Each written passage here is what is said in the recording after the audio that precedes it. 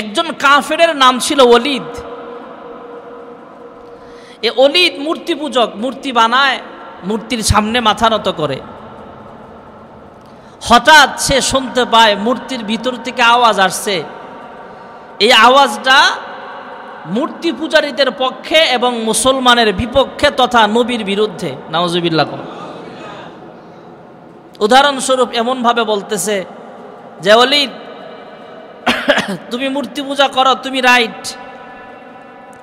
মুহাম্মদ রং, তুমি সঠিক পথে আসো, মুহাম্মদ বিভ্রান্তিতে আছে, মুহাম্মদের অনুসারীরা বিভ্রান্তিতে আছে, তোমরা সঠিক ধর্মে আসো। এভাবে সে কথাগুলো বলতেছে, তথা মূর্তি পূজকদের পক্ষে মুসলমানের বিরুদ্ধে বলতেছে। এবার বলেন, যে ব্যক্তি মূর্তি পূজা করে এর সামনে যদি মূর্তি থেকে আওয়াজ আসে, মূর্তির ভিতর থেকে, হে ওলীদ তুমি রাইট আসো, তুমি সঠিক ধর্মে আসো, মুসলমানরা বিধর্মে আসে, এ কথা বললে মূর্তি পূজককে রাগ করবে না খুশি হবে? ওলীদ তো মহা খুশি। কয়, কিরে এতদিন যে মূর্তি পূজা করছি, কোনোদিন তো মূর্তি আমাদের পক্ষে সাক্ষ্য দেয় নাই, আজকে যেহেতু সাক্ষ্য দিছে মনটা বইরা গেল যে আসলে আমরা সঠিক ধর্মে আছি। সে দৌড়ায়া রাসূলের কাছে চলে গেছে, আর রাস্তায় যারে পাইছে আরে চিল্লা পাল্লা করে জমায়া লোকজন নিয়ে রাসূলের কাছে গেছে। যা বলে, হ্যাঁ মুহাম্মদ, এতদিন পর্যন্ত যে মূর্তির পূজা করতাম, এই মূর্তি তো তোমার বিরুদ্ধে সাক্ষ্য দিছে। কয়, কি বলছে? কয়, এমন এমন বলছে, মূর্তি পূজকরা সঠিক আছে, তুমি বেঠিক আছো। কাফেররা আরো যারা ছিল সবাই খুশি। আল্লাহর হাবিব বলে, কি বলো, মূর্তি আবার আমার বিরুদ্ধে সাক্ষী দেয় কিভাবে? হ্যাঁ, আমি যে মূর্তি পূজা করি আমার গির্জায়, আমার আশ্রমে, তথা আমার পরিবার যেখানে পূজা করি যেই মূর্তির, সেই মূর্তি তোমার বিরুদ্ধে সাক্ষ্য দিছে, চলো। আল্লাহর রাসূল সাল্লাল্লাহু আলাইহি ওয়াসাল্লাম সেখানে গেছে, যায়া মূর্তির দিকে আঙ্গুলের ইশারা দিয়া কয়, মূর্তি তুমি কি বলছো? আমি চলে আসছি তো, এবার আমার সামনে কি বলবা তাড়াতাড়ি বলো। সাথে সাথে মূর্তির ভিতর থেকে আওয়াজ আসে, আশহাদু আল্লা ইলাহা ইল্লাল্লাহ ওয়া আশহাদু আন্না মুহাম্মাদান আবদুহু ওয়া রাসূলুহু। সুবহানাল্লাহ। এখন বলেন, এই মূর্তির আগের কথার এখন কথার ভিতরে ব্যবধান আছে না নাই? আগে বলছে মুহাম্মদের বিরুদ্ধে, আর এখন মূর্তির ভিতর থেকে আওয়াজ আসতেছে রাসূলের পক্ষে। সুবহানাল্লাহ। আল্লাহর হাবিব রাহমাতুল লিল আলামিন ওলীদকে ডাক দেয়া কয়, হ্যাঁ ওলীদ, তোমার মূর্তি নাকি আমার বিরুদ্ধে কথা বলেছিল? কয়, হ্যাঁ, আমি যখন একা মূর্তির সামনে ছিলাম তখন তোমার বিরুদ্ধে সাক্ষ্য দিয়েছে, মূর্তি পূজকদের পক্ষে সাক্ষ্য দিল। আল্লাহর হাবিব মুস্কি হাসেন আর তাদেরকে বলে, আর এমন বিভ্রান্তি ছড়াইবা না। কাফেরদের মাথা নিচু হয়ে গেল। আল্লাহর হাবিব খুশি মনে সেখান থেকে বের হয়ে হুজরাখানার দিকে রওনা হয়ে গেছে, মক্কার দিকে রওনা হয়ে গেল। পথিমধ্যে পাহাড়ের এক পাশে এক সালাম দিলেন। মানুষের সালাম নয়, অদৃশ্য থেকে আওয়াজ আসে, সালাম দিছেন, আসসালামু আলাইকুম ইয়া রাসূলুল্লাহ। সুবহানাল্লাহ। আল্লাহর হাবিব সালামের জবাব দিয়া জিজ্ঞেস করেন, তোমার পরিচয় কি? তুমি কে? পাহাড়ের এখান থেকে তুমি কোথা থেকে আসছো? পাহাড়ের চিপা থেকে, পাহাড়ের আড়াল থেকে আওয়াজ আসে, ইয়া রাসূলুল্লাহ, ইয়া হাবিবাল্লাহ, আমরা কয়েকজন আপনার হাতে হাত রেখে কালিমা পড়ে মুসলমান হয়েছিলাম। ওই জিনদের মধ্যে আমিও একটা জিন। আমি খবর পাইলাম ওলীদের মূর্তির পিছনে একটা খারাপ জিন, শয়তান জিন আইসা আপনার বিরুদ্ধে কথাবার্তা বলছে। তাৎক্ষণিকভাবে আমি আসলাম।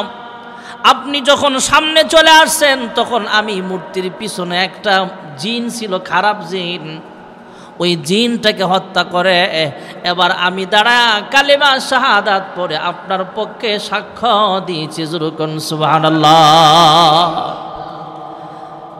আল্লাহর নবীর সাহাবী জিন ছিল। এই জিনগুলো এখন কোথায় থাকে? দুনিয়াতে তো এদের জায়গা নাই, ফেরেশতারা পিঠা ভাগায় দিছে। এরা এখন থাকে টয়লেটে।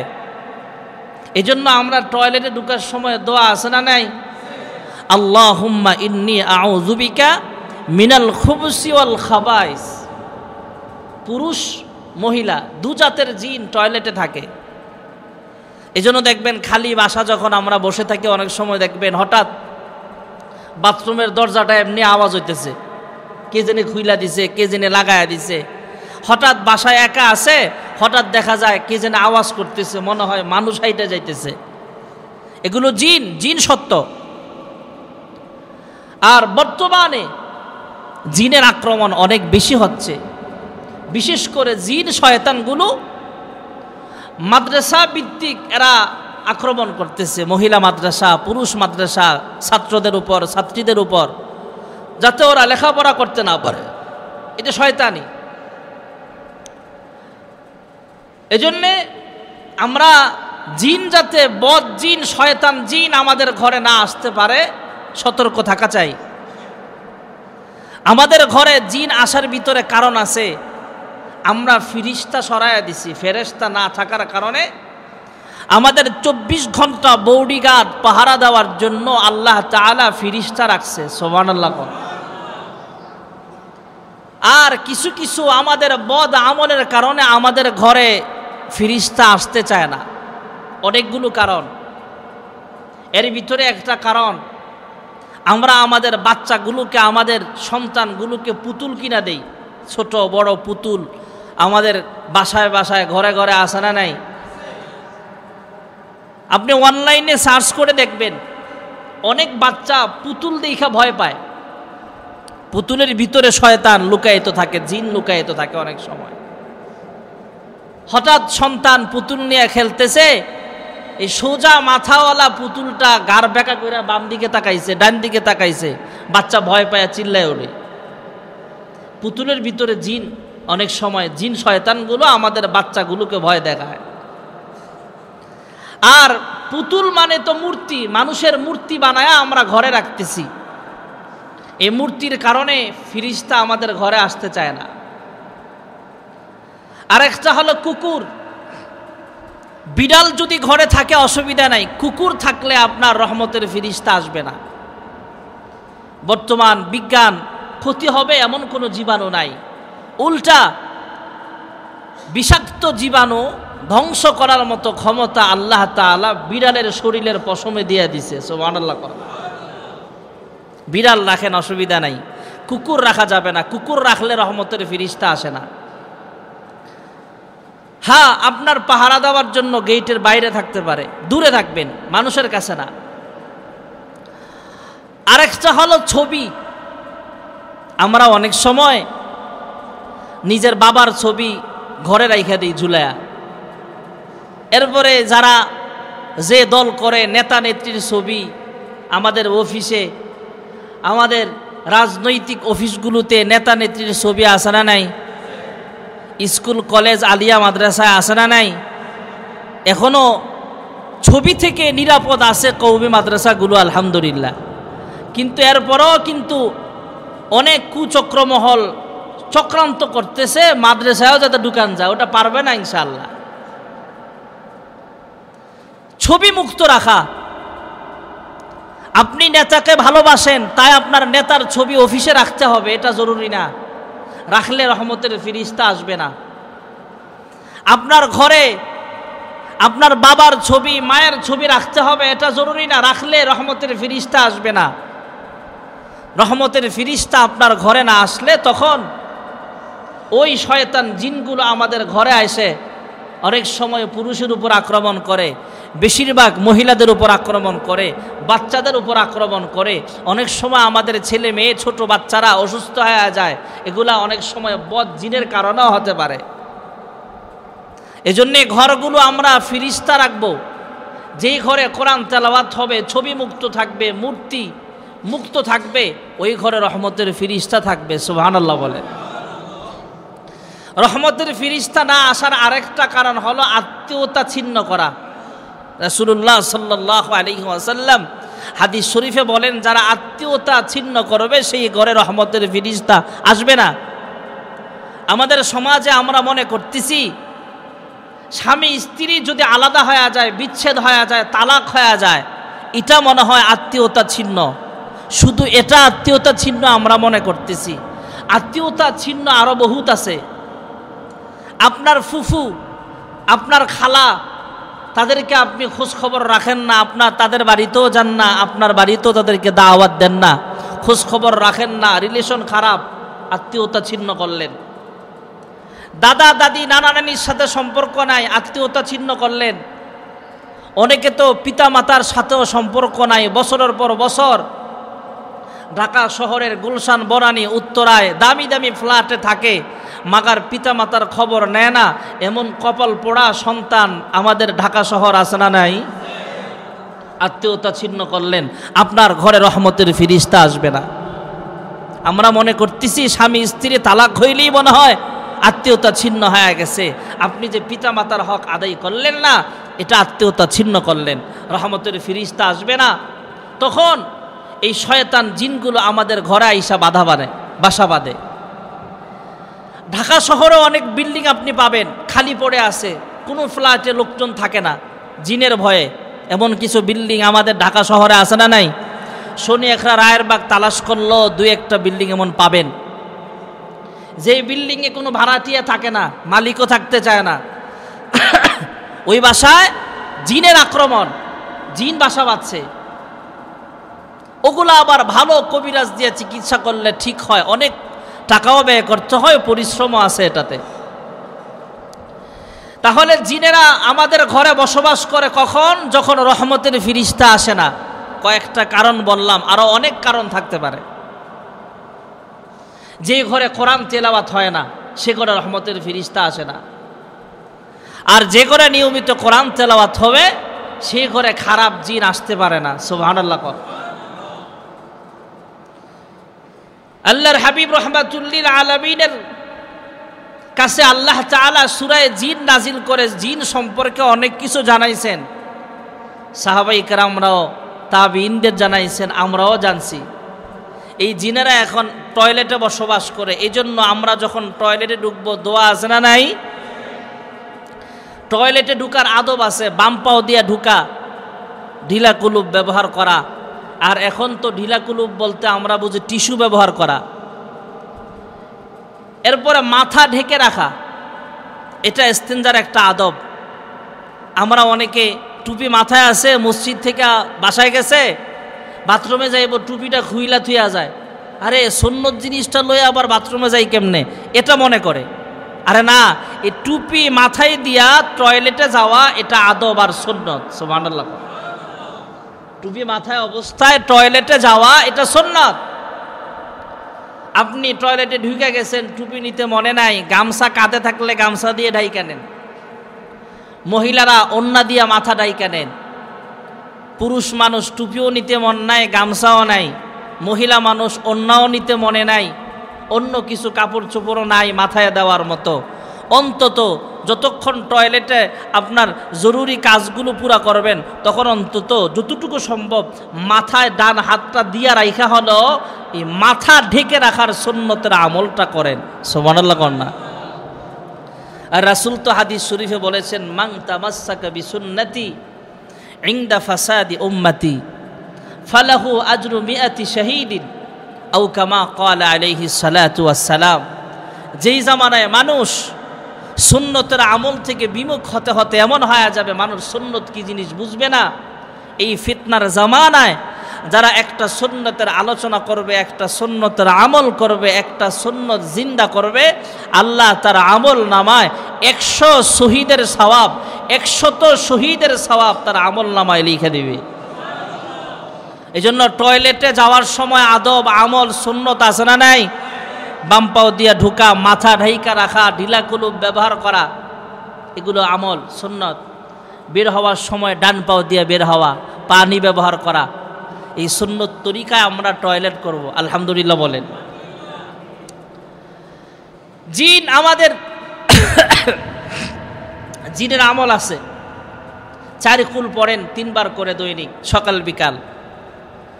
কুল ইয়া আইয়ুহাল কাফিরুন, কুল হুয়াল্লাহু আহাদ, কুল আউযু বিরাব্বিল ফালাক, কুল আউযু বিরাব্বিন নাস, এই 4 কুল সূরা আপনি 3 বার পড়ে পড়ে আপনার শরীরে ফুঁক দিয়ে বন করেন, এ কোরআনের বরকতে ইনশাআল্লাহ খারাপ জিন থেকে আল্লাহ আপনাকে বাঁচাবে। জোরে কোন সুবহানাল্লাহ।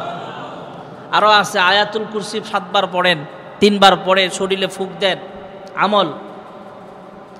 আল্লাহ তাআলা খারাপ জিন থেকে আমাদের হেফাজত করেন, সকলে বলে আমিন। এই খারাপ জিন ময়লা আবর্জনায় থাকে। মহিলারা ঘরের ভিতরে আমরা অনেক সময় ময়লা আবর্জনা রাখি, এজন্য নিয়ম হলো ময়লা আবর্জনা যেই বালতিতে রাখবো বালতিটা ঢেকে রাখা, যাতে দুর্গন্ধটা ঘরে ছড়ায় না যায়। খেয়াল করবেন কথাগুলা, এগুলার কারণে আমাদের বাচ্চাদের সমস্যা হচ্ছে।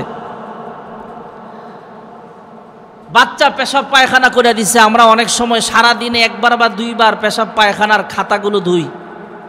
অনেক মহিলা আছে নোংরা, তার স্বভাবই এমন। ওই একটা বাচ্চা পেশাব করছে, এই খাতাটা এনে রেখে দিছে, পায়খানা করছে আরেক জায়গায় থুয়ে দিছে, ওই গোসলের সময় এখান থেকে সেখান থেকে গুছায় তারপরে ধোয়ে। এগুলা করবেন না। পেশাব পায়খানা করে দিছে, কাতা বালিশ কাপড় চোপড়ে, এগুলা আলাদা একটা বর্তনে রাখবেন, বালতিতে রাখবেন। এখন ঢাকনাওয়ালা বালতি পাওয়া যায়, ওই ঢাকনাওয়ালা বালতিতে রাইখা ঢাইকা দিবেন, যাতে পেশাব পায়খানার দুর্গন্ধটা ঘরে না ছড়ায়। যে ঘরে এই পেশাবের দুর্গন্ধ ছড়াবে, পায়খানার দুর্গন্ধ ছড়াবে এই ঘরের ভিতরে, ওই ঘরে জিন আসবে, খারাপ জিন শয়তান আসবে। এজন্য এগুলো সতর্ক থাকা।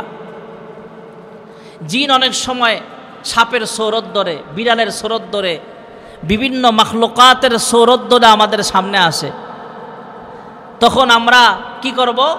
একটা সাপ মারতে গেলে বলা, এই তুমি যদি জিন হও চলে যাও, সতর্ক করা, আওয়াজ দেওয়া আগে থেকে, নচেত এটা সাপ না হয়ে জিন হতে পারে। এজন্যে জিন শয়তান মানুষের ভিতরে যেমন কিছু মানুষ শয়তান আছে, জিনদের ভিতরেও কিছু জিন শয়তান আছে। এজন্য আমরা পানাহা চাই মিনাল জিন্নাতি ওয়ান নাস, মানুষ শয়তান আর জিন শয়তান থেকে আমরা পানাহা চাই। জোরে কোন আমিন। আল্লাহর এক বান্দা রাস্তা দিয়া যায়, হাঁটতেছে হঠাৎ করে দেখে বিশাল বড় একটা বিষাক্ত সাপ দেখা যায়। উনি গাছ থেকে একটা ঢালা ভাঙলেন, গাছের ডাল দিয়া পিটায় পিটায় বিষাক্ত সাপটাকে দুনিয়া থেকে বিদায় করে দিল। ডাল দিয়া পিটায় দুনিয়া থেকে বিদায় করে দেওয়া সাপটা আসলেই সাপ ছিল না, এটা সাপের বেশ ধরে ছিল, একটা জিন ছিল। এটা জিনের আদালতে খবর হয়ে গেছে। জিন্নাতেরা যেমন বড় বন জঙ্গলের ভিতরে জিন বসবাস করে, সাগরের মাঝখানে ওরা বসবাস করে, এই জিনেরা টয়লেটের ভিতরে বসবাস করে, ময়লা আবর্জনার ভিতরে জিন বসবাস করে, জঙ্গলের ভিতরে বসবাস করে, খালি বাড়ির ভিতরে বসবাস করে। এই জিনের রাজ্য যেখানে আছে সাগরের মাঝখানের জিনগুলো খবর পাইছে এদের একটা জিন মারা গেছে। খবর পায়া জিনের আদালতে মামলা হয়ে গেছে, অমুক এলাকার একজন মানুষ সাপের বেশি একটা জিন লাঠি দিয়া বাইরে আর দুনিয়া থেকে বিদায় করে দিয়েছেন, এর বিচার হওয়া লাগবে। মামলা হয়ে গেল। এবার জিনের আদালতের যে জজ আছে সে পুলিশ বাহিনী পাঠায়া দিছে, তথা জিনদের মধ্যে কয়েকজন শক্তিশালী জিন পাঠায়া দিছে। যে মানুষটা জিনটাকে হত্যা করেছে এই মানুষটাকে নিয়ে গেছে জিনের এলাকায়। সাগরের মাঝখানে আদালত কায়েম করা হলো, বিচারালয়ে কায়েম করা হলো। জিন্নাতের যেই বিচারক আছে তিনি বিচার করলেন, তুমি যেহেতু আমাদের জিনদের মধ্যে একটা জিনকে হত্যা করেছ, হত্যার বদলে হাতলা, কেসাসের বদলে কেসাস, তুমি যেহেতু হত্যা করেছ তোমাকেও হত্যা করা হবে। তুমি যেহেতু জিন মেরেছ তোমাকেও মারা হবে, তোমাকেও ফাঁসির কাস্টে ঝুলানো হবে। রায় ঘোষণা হয়ে গেল। এবারে জিনের আদালতে আল্লাহর বান্দা বুক ফুলায় কয়, আমি যদি জানতাম এটা একটা জিন আমি কখনো হত্যা করতাম না। আমি কোনো জিন মারি নাই, সাপের আক্রমণ থেকে বাঁচার জন্য সাপ হত্যা করেছি। আমি জানতাম না, আমার ভুল হয়ে গেছে, আমাকে মাফ করে দেন। এমনই একটা জিন, মুরব্বী একটা জিন দাঁড়ায় বলে, হে আদালতে যিনি বিচার করতেছেন বিচারক, আপনারা শোনেন, আমি কিন্তু আজকে আর কালকের জিন নয়, আমার বয়স প্রায় 2000 বছরের কাছাকাছি। আমি আল্লাহর হাবিবকে নিজের চোখে দেখেছি। যেরকম সুবহানাল্লাহ।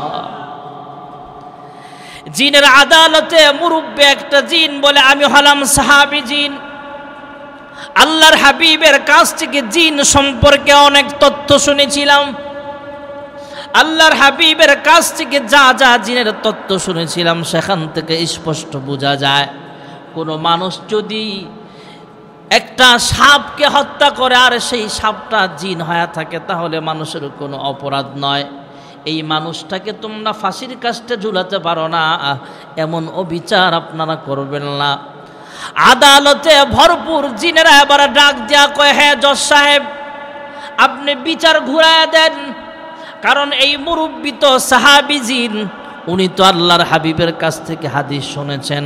কোনো জিন যদি সাপের আকৃতি ধারণ করে, বাঘের আকৃতি ধারণ করে, কোনো জিন যদি অন্য কোনো মাখলুকের আকৃতি ধারণ করে, আর ওই মাখলুক মনে করে কোনো আল্লাহর বান্দা যদি তাকে হত্যা করে ফেলে, তাহলে তার বিরুদ্ধে অ্যাকশন নেওয়া যাবে না, কিসাসের বদলা কিসাস দেওয়া যাবে না, হত্যার বদলা হত্যা দেওয়া যাবে না।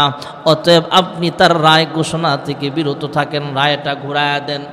এবার জজ সাহেব আদালত থেকে আবার ঘোষণা দিয়া দিল, মানুষ জিন হত্যা করেছে ঠিক আছে, তবে জিন মনে করে তাকে হত্যা করে নাই, সাপ মনে করে যেহেতু হত্যা করেছে। আর এদিক দিয়ে জিন সাহাবীও রায় দিয়েছে, উনিও সাক্ষ্য দিয়েছেন। আল্লাহর হাবিবের ভাষা অনুযায়ী বোঝা যায় এটা তার কোনো অপরাধ হয় নাই, তাকে আমরা বেকসুর খালাস দিয়া দিলাম। এবার সমস্ত জিনেরা মিলে ওনার কাছে মাফ চাইল, ক্ষমা চাইল। এরা যা খাওয়াইবার এবার খাওয়াইলো, আপ্যায়ন করার আপ্যায়ন করলো, সুন্দর করে ফুলের মালা দিয়া আহলান সাহালান শুভেচ্ছা জানায় এবার মানুষটাকে তার বাড়ি পর্যন্ত নিরাপদে পৌঁছায়া দিছে। যেরকম সুবহানাল্লাহ। এজন্য জিন থেকে সাবধান, সকাল বিকাল শরীর বন্ধ করা, কোরআন তেলাওয়াত করা, ঘরে ফটো না রাখা, নেতা নেত্রীর ছবি হোক, পিতা মাতার ছবি হোক, ঘরে কুকুর না রাখা, ঘরে মূর্তি না রাখা। এই রোগটা আমাদের ঘরে ঘরে চলে আসছে।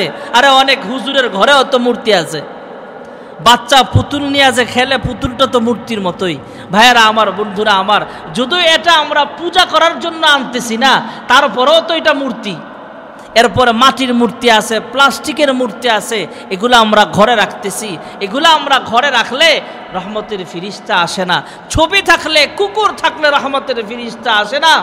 আত্মীয়তা ছিন্ন করলে রহমতের ফিরিস্তা আসে না।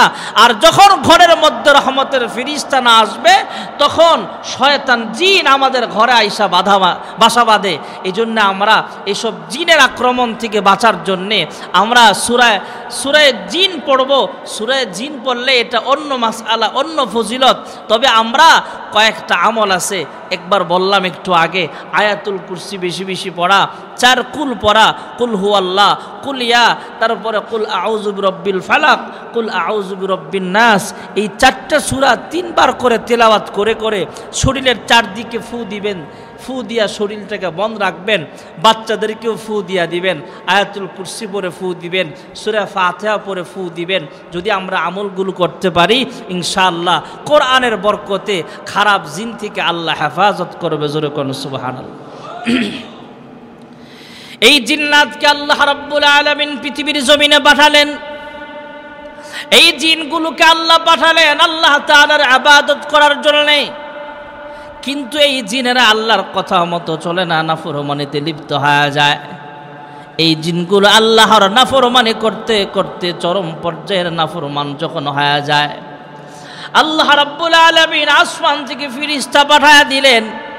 ফেরেশতা আসলেন, আইসা এই জিন্নাতগুলোকে পিটা পিটা দুনিয়া থেকে বিদায় করে দেয়, লাঠি দিয়া পিটায়।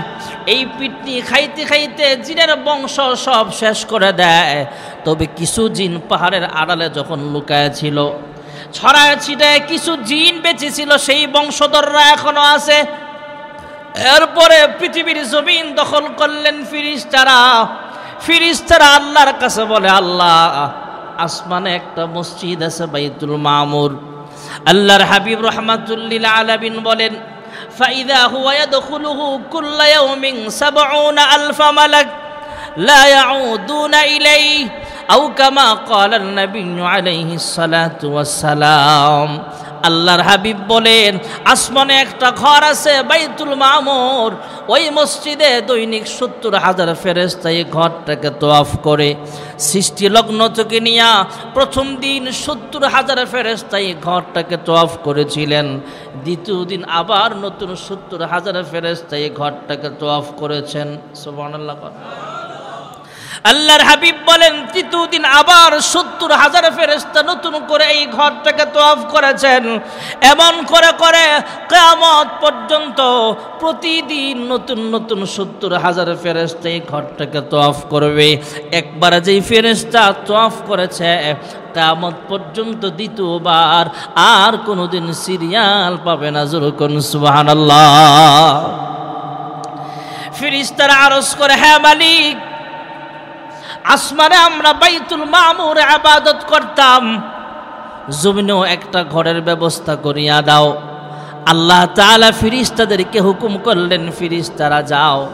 হ্যাঁ ফেরেশতারা রে, তোমরা জমিনে এই আসমানের বাইতুল মামুরের বরাবর জমিনেও একটা ঘর বানায় দাও, ওই ঘরটাতে তোমরা ইবাদত করতে থাকো। জোরে কোন সুবহানাল্লাহ। এই ঘরটাই হলো খানায়ে কাবা, পৃথিবীর প্রথম ঘর খানায়ে কাবা। হয়তো আল্লাহ কুন ফায়াকুন দ্বারা সর্বপ্রথম বানাইছেন, অথবা আল্লাহর হুকুমে সর্বপ্রথম ফেরেশতারা এই ঘর বানাইছেন। এটা হলো পৃথিবীর প্রথম ঘর খানায়ে কাবা, হুদাল্লিল আলামিন। জোরে কোন সুবহানাল্লাহ। ভাইয়েরা আমার, ফেরেশতারা প্রথম বানাইলেন এ ঘর, এরপরে আরও কে বানাইছেন, পুনরায় কে সংস্কার করেছেন। এরপরে আস্তে আস্তে আল্লাহর হাবিব রাহমাতুল লিল আলামিনের আগের জামানায় কে এই ঘরটাকে নির্মাণ করেছেন, ইব্রাহিম আলাইহিস সালাম কিভাবে এই ঘর বানাইছেন, ধারাবাহিকভাবে আলোচনা সামনের জুমাগুলোতে আসবে। যেহেতু সামনে হজের মৌসুম চলে আসতেছে, কুরবানির সিজন চলে আসতেছে, আমরা এই আলোচনাগুলো মনোযোগ দিয়ে ধারাবাহিকভাবে করব এবং শুনব। আল্লাহ তাআলা এই কাবার বরকত আমাদেরকে দান করুন, আমাদের সবাইকে হজ্জে মাকবুল করার তৌফিক দান করুন। সকলে বলে আমিন। আর আজকে যে আলোচনা সূরা জিন থেকে কিছু কথাবার্তা বললাম, আল্লাহ তাআলা আমাদের সন্তানগুলোকে, আমাদের পরিবারগুলোকে, আমাদের সবাইকে বদ জিন, খারাপ জিনের ওয়াসওয়াসা থেকে, মিনাল জিন্নাতি ওয়ান নাস, মানুষের শয়তানি এবং জিনের শয়তানি থেকে আল্লাহ যেন আমাদের সবাইকে হেফাজত করে। সকলে বলে আমিন। ওয়া আখিরু দাওয়ানা আনিল হামদুলিল্লাহি রাব্বিল আলামিন। যারা সুন্নত পড়েন নাই